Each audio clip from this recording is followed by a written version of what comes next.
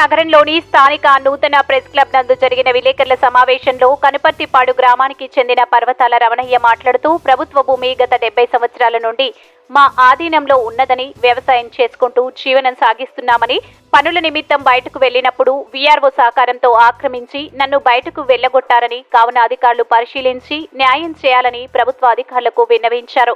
ఈ కార్యక్రమంలో వేణు, వెంకటరమణమ్మ, అరుణ, బుజ్జమ్మ, సుధీర్ బాబు తదితరులు పాల్గొన్నారు। పెద్ద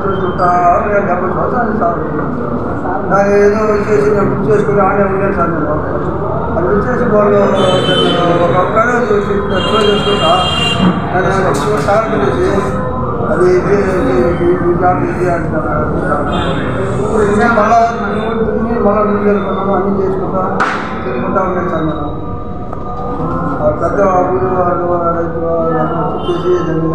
సగం పెట్టేసి కూర్చుంటారు। అది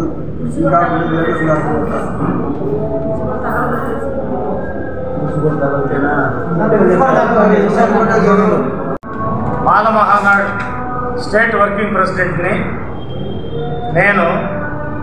ఈ రమణయ్య అనే విషయం దీన్ని ఆయన చెప్పినటువంటి బాధని మేము పరిశీలించాం। మా కమిటీ పోయి పరామర్శించింది। అక్కడ కనుపర్తిపాడులో 24వ సర్వే నంబర్లో 1.5 ఎకరా వీళ్ళ పూర్వీకుల కాడి నుంచి వీళ్ళు సాగు చేసుకుంటూ వస్తున్నారు। వీళ్ళ ఆధీనంలోనే ఉంది అది। కానీ దాన్ని ఆ చుట్టుపక్కల ఉన్న వాళ్ళు, అగ్రవర్ణ వాళ్ళు, ధనవంతులు ఇతన్ని తొక్కాలని చెప్పేసి ఇతని దగ్గర ఉన్నటువంటి ఆధారాలని ప్రతి దాన్ని కూడా రూపుమాపు చేసుకుంటూ ప్రభుత్వ యంత్రాంగం సహకారంతో అది శ్మశాన భూమి, అది ఎస్టీలకు ఇచ్చిన భూమి, ఇతనిది కాదు, ఇతనికి హక్కు లేదు అని చెప్పేసి ఇతని మీద తప్పుడు కేసులు అక్కడ లోకల్గా ఉండేటువంటి వీఆర్ఓ రూరల్ పోలీస్ స్టేషన్లకు పెట్టడం జరిగింది।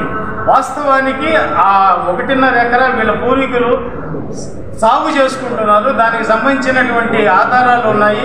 డైక్లాట్ ఉంది, 10(1) అడంగల్ ఉంది, ఇతను చేసుకున్నటువంటి కూడా ఫోటోలు ఉన్నాయి। ఈ విషయం కూడా మేము పోలీసులకి ఆధారాలతో సహా చెప్పాము।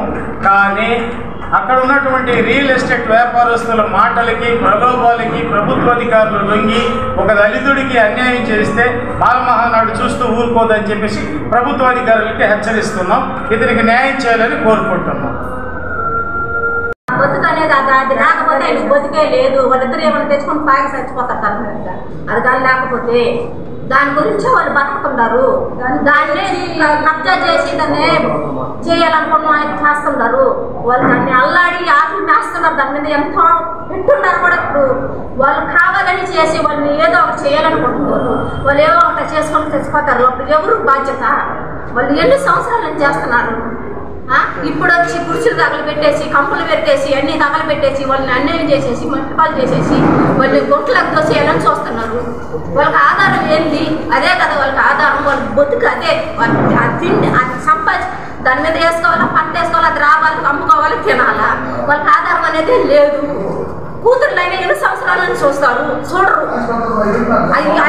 ఆధారం వాళ్ళిద్దరు ముసలికి ఆ ఆధారమే। ఆ ఆధారాన్ని ఇప్పుడు నోటి మీద మట్టేసి కొట్టేసి దాన్ని ఏదో ఒకటి చేయాలనుకుంటున్నారు।